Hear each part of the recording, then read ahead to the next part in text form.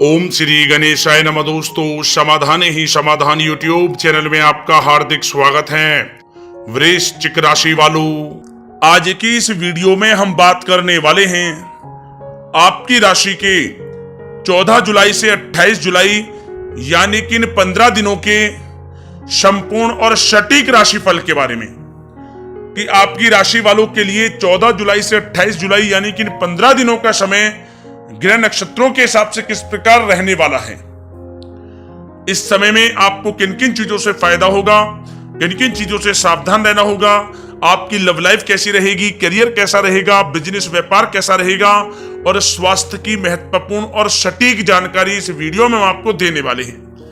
Video महत्वपूर्ण है, शुरू से अंत तक वीडियो को पूरा देखें। दोस्तों, वीडियो को आगे शुरू करें सबसे पहले आपसे रिक्वेस्ट करते हैं, मां लक्ष्मी के सच्चे भक्त वीडियो को लाइक करें और सच्चे दिल से कमेंट्स बॉक्स में जय मां लक्ष्मी अवश्य लिखें, जिससे मां लक्ष्मी का आशीर्वाद आपको सीधे प्राप्त हो सके। तो चलिए दोस्तों, बात करते हैं कैसा रहेगा मां लक्ष्मी के आशीर्वाद से आपकी राशि वालों के लिए 14 जुलाई से 28 जुलाई यानी कि 15 दिनों का यह महत्वपूर्ण समय।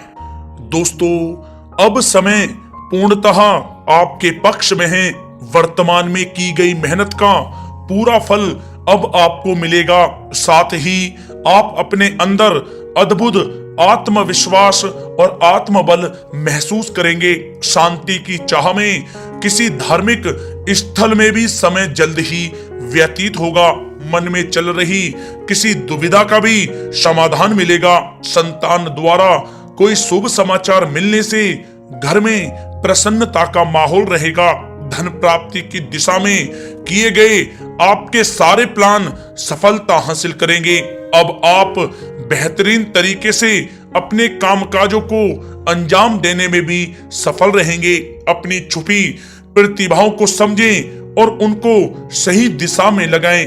भाइयों के साथ किसी महत्वपूर्ण मुद्दे पर सकारात्मक विचार विमर्श भी होगा। जल्द ही आपके लिए अप्रत्याशित लाभ की स्थिति बन रही है, इसलिए आप अपने आने वाले समय का सदुपयोग करें। लंबे समय से चले आ रहे किसी तनाव और चिंता से अब आपको राहत मिलेगी। धार्मिक स्थान में जाने का भी जल्द ही प्रोग्राम बनेगा। दोस्तों, आपके लिए यह समय बहुत ही लाभकारी है। अपने उद्देश्यों पर आप ध्यान केंद्रित रखें। दौड़ धूप की अधिकता रहेगी, परंतु कार्यों की सफलता आपकी थकान को भी दूर कर देगी। अनुभवी लोगों के साथ समय व्यतीत करने से कुछ बेहतर आपको सीखने को भी मिलेगा। अगर कोई सरकारी काम रुका हुआ है तो उसे पूरा करने के लिए योजनाएं भी बनेंगी। सभी प्रकार के रिश्तों में सुधार आएगा और चारों तरफ से आपको खुशियां महसूस होंगी। घर के रख रखाव तथा साज सज्जा संबंधित कार्यों में भी समय व्यतीत होगा। साथ ही साथ किसी भी व्यक्ति के साथ बातचीत करते समय आप सावधानी बरतें। कोई नकारात्मक बात आपसी संबंधों को खराब कर सकती है। आलस की वजह से काम को कुछ टालने की भी प्रवृत्ति रहेगी। विद्यार्थी वर्ग अपनी पढ़ाई के प्रति ज्यादा एकाग्रचित रहें। कभी कभी आत्मविश्वास में कमी तथा आलस की वजह से बनते कामों में भी रुकावट आ सकती है। अपनी नकारात्मक कमियों को दूर करके आप बेहतरीन रिजल्ट प्राप्त कर सकते हैं। दोस्तों के साथ ज्यादा घूमने फिरने में भी समय व्यर्थ आप ना करें, समय का सदुपयोग करें। दोस्तों, साथ ही साथ कोई अप्रिय समाचार मिलने से मन व्यतीत रहेगा। किसी भी महत्वपूर्ण वस्तु के चोरी होने या फिर गुम हो जाने का भी भय है।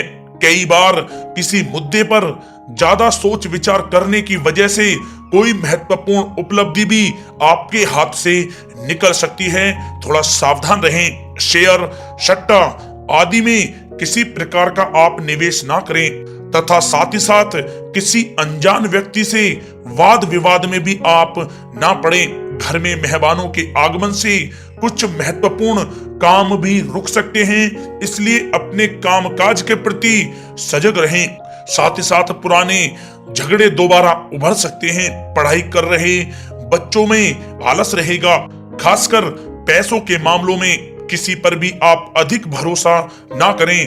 कोर्ट केस संबंधित मामलों में चर्चाएं भी हो सकती हैं, जिसमें आपको सफलताएं भी प्राप्त होंगी।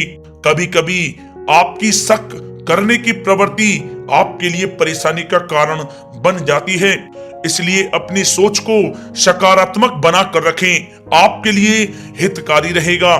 दोस्तों, बात करें आपके प्रेम जीवन की, तो पारिवारिक सदस्यों के साथ मनोरंजन तथा शॉपिंग में समय व्यतीत करने से आपसी संबंधों में और अधिक मधुरता आएगी।